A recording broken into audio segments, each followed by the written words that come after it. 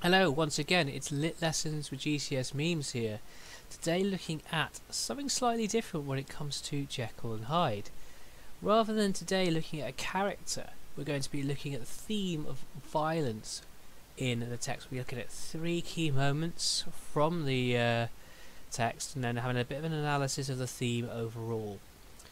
Now before we do that, this is my first lesson doing a themes analysis with you. So I thought I'd put kind of a list of things that might come up if you were to expect a theme question in an examination. And on the board here, I'm just showing you some of the themes that I think they might bring up in an exam. I would recommend, of course, that you get these down, and as part of your revision, you as well either do some mind maps or some paragraph plans of what you would write about if you were asked to write about these things in an exam on Jekyll and Hyde.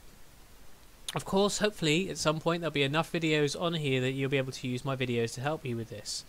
And what I love about theme questions is you can talk about different moments and different characters in the whole of the text. You're not restricted to just one little extract that you might not even like from the text. So with that in mind, today we're looking at violence, which is one of the ones I haven't even included in my list here.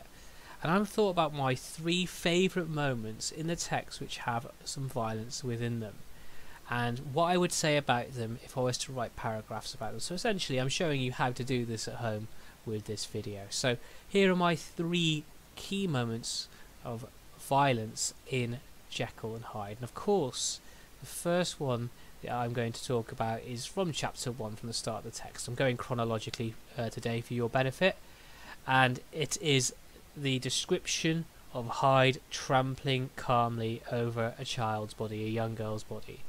And that is straight away the oxymoronic use of a verb and an adverb. The violence of the verb trampled contrasts with the adverb calmly, kind of implies that Hyde is not at all disturbed by his actions, and he's kind of probably used to being violent towards people by this moment in time, and that's even more disturbing when we think this is an introduction to the text for us.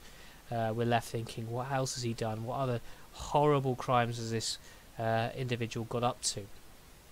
As well as that, we have language to do with religion. If there's ever language to do with religion in any extract or any text, I would always try and talk about it.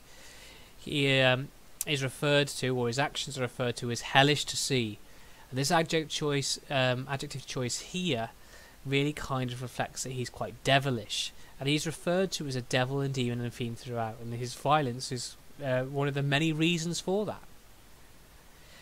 There's also this lovely and very memorable simile that he is like some damned juggernaut. Now a juggernaut was a powerful heavy truck at that time.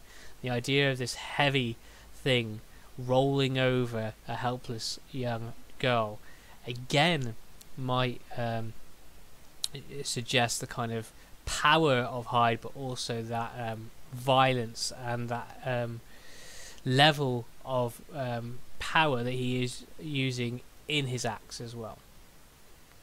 As well as that, we have once again a reference to him being calm and this perfect coolness as he makes no resistance when Enfield catches up with him here.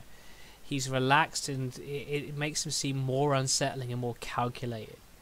Now, I've just written at the bottom there a little bit of a note. This is Victorian times, and in Victorian times, writing and talking about sex was completely against the kind of societal rules. In fact, if Robert Louis Stevenson wrote about sex in this text at all explicitly, it just would not have got published.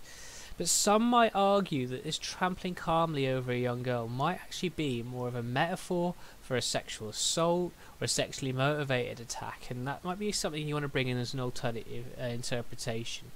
So have a bit of a think about that, because Victorians weren't allowed to write about it or even speak about it. Maybe Enfield's kind of hiding the truth a little bit here from Utterson and referring to it in this kind of polite way, because it's unacceptable to talk about those things at that time. So that's violence section number 1. Violence section number 2, and probably quite predictably, is another section from Hyde, and it is this section from chapter 4, The Murder of Danvers Carew. And this is probably one of the best sections for techniques used by Robert Louis Stevenson. And I really struggled to just pick 3 or 4 from this. I could have picked so many more. But I start with a great flame of anger that Hyde seems to have at looking at Danvers Carew. And when I think about flames and fire, immediately I think permanent damage. Something that's not going to be able to recover or heal. And that's kind of reflective of the sort of permanent damage caused by Hyde's anger, his violence, and his doings here. There is no way of bringing Danvers Carew back from the dead. As well as this, we have a lot of sensationalist language, okay, of dramatic verb choices, of clubbed him to the earth, the body jumping on the roadway, and this kind of reflects once again this kind of extreme power and the extreme violence that the maid witnessed upon seeing Danvers Carew murdered by Mr. Hyde. And this is probably one of the most important quotations from the text in general, is ape-like fury. It's maybe a reference to the fact that Charles Darwin came up with this theory that we all came from apes during this time in evolution, but also this kind of idea of Hyde being an ape immediately paints him as unpredictable and volatile, okay? And when we think about sort of chimpanzees and sort of some of the great apes as well, gorillas for example, they have enormous strength and an enormous aptitude for being violent to one another, and that seems to be captured quite nicely in the language used by Robert Louis Stevenson to describe Hyde here too. So that lovely section there is section number 2. Now I have chosen a section from section number 3, which is not of Mr. Hyde, and this is actually a description of Utterson and Poole, and it's when they're breaking down the red door to try and get into the room in which they hear Hyde's voice. And straight away we have some personification. As Poole swings the axe at the door, it is said to leap against the lock and hinges, and this idea straight away, first of all, of the red door being red, has connotations of violence and danger and warnings, but the door as well is personified as a victim of violence as well. As well as this, we have again some more dramatic verb choices used by Stevenson. We've got him describing the franticness of the scene through words like crashed, fell, burst, as they try desperately to break the door down. The door itself is coming under an immense amount of pressure from these men. And the reaction of the men to their own behaviour here, behaviour that really isn't that violent in comparison to that of Hyde's, as they describe themselves as being appalled, shows you how uncharacteristic this level of violence is in their characters, Poole and Utterson. And maybe it's a reflection once again that we have a Hyde living in within each of us, and these characters who are used to living this kind of gentle Victorian gentleman life, one where they are polite and caring, so them seeing this in themselves seems to frighten and disturb them at this moment in time. Now, an additional thing you might want to think about regarding violence here is these violent actions actually could lead to the death of Hyde and Jekyll. And it might be nice for you to mention actually that Poole and Utterson partially are responsible for the early death of these figures because of these actions, okay? Obviously they don't mean to be, but this violent action does have a additional implication as a result of the death of those characters too. So those are my 3 favourite sections. What I also thought I'd do for you is show you that there are actually loads of sections that I could talk about and violence elsewhere. Now you might decide to add more notes by having a look at these times in the text. Hyde's transformation in front of London actually leads to Lanyon's death. Hyde killing of himself and Jekyll. Obviously we were only just about to look at that section before I cut it off in the previous slide.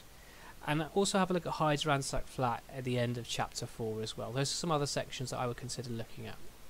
Now it's up to you what you do, but the question I would consider is a full novella discussion of this. Explore how violence is conveyed in Dr. Jekyll and Mr Hyde.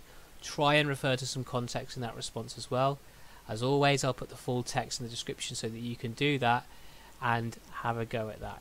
Alternatively, if you're someone who is writing a lot of essays at the moment or doing lots of other revision, you might decide to just do a paragraph plan on that and finish the one that I started there for you by having a look at those other sections.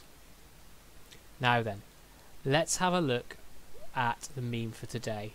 And Danvers, Carew and Hyde, this murder of him is the section that I would have thought of immediately, so I thought I'd include a meme on that.